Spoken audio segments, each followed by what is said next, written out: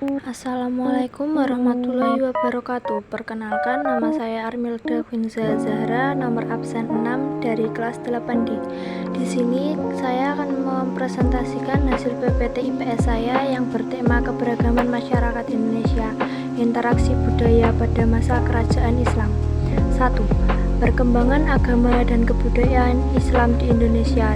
3 teori mengenai proses masuknya agama Islam ke Nusantara. 1. Teori Mekah. Teori Mekah menyatakan Islam masuk ke Indonesia pada abad ke-7 oleh pedagang Arab didukung oleh adanya pemukiman Islam di Baros. Teori Gujarat. Teori Gujarat menyatakan Islam dibawa ke Indonesia oleh para pedagang Islam Gujarat. Bukti teori ini adalah batu nisan Sultan Samudra Pasal yang bercorak Gujarat. Teori Persia. Teori Persia menyatakan bahwa Islam dibawa masuk ke Indonesia oleh orang-orang Persia, dibuktikan oleh upacara Tabot sebagai ritual tahunan di Persia yang dirayakan di Bengkulu dan Sumatera Barat. 2. Penyebaran agama Islam di Indonesia. Proses masuk dan berkembangnya agama dan kebudayaan Islam ke Nusantara berjalan dengan damai. Agama dan kebudayaan Islam mendapatkan sambutan yang baik dari masyarakat. 2. Penyebaran agama Islam di Indonesia. Kesembilan wali tersebut adalah Sunan Gresik, Sunan Gunung Jati, Sunan Ampel, Sunan Giri, Sunan Bonang, Sunan Kudus, Sunan Kalijaga, Sunan Muria, dan Sunan Derajat. 3. Bentuk interaksi budaya pengaruh Islam di Indonesia. A. Perubahan masyarakat masa Islam dalam aspek geografi. Selat Malaka di sepanjang pantai barat Sumatera menjadi lokasi perdagangan para pedagang muslim.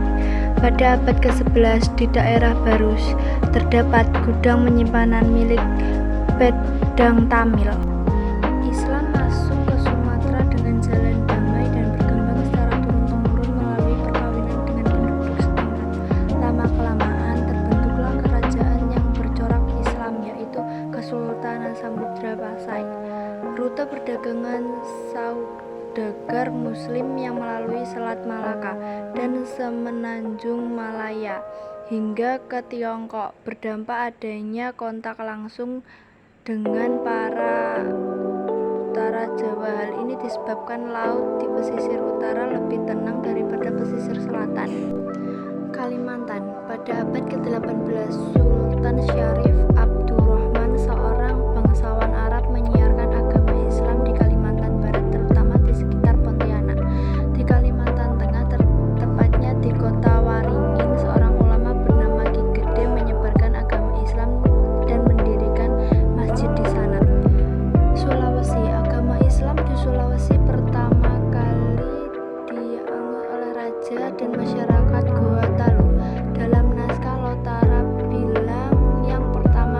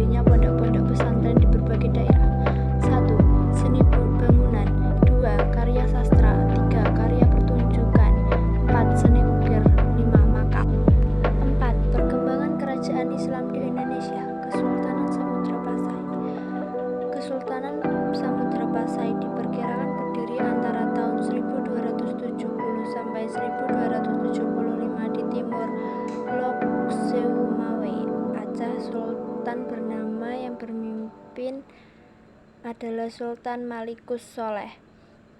Perkembangan Kesultanan Samudra Pasai dipengaruhi oleh letak geografisnya yang berada di jalur pelayaran dan perdagangan internasional di Selat Malaka. Kesultanan Aceh. Kesultanan Aceh berdiri sekitar awal abad ke-16 di utara Sumatera di bawah pimpinan Sultan Ali Nughayat Shah.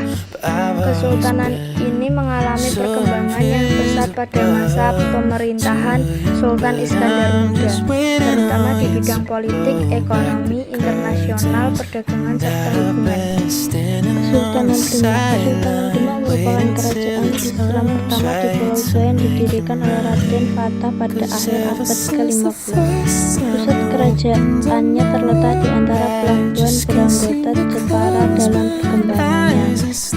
Kesultanan Batam. Pada masa pemerintahannya, Banten menjadi pusat politik, ekonomi, dan perdagangan, keagamaan, serta kebudayaan. Kesultanan Banten juga mengalami kemajuan dalam pembangunan kota dan Assalamualaikum warahmatullahi wabarakatuh.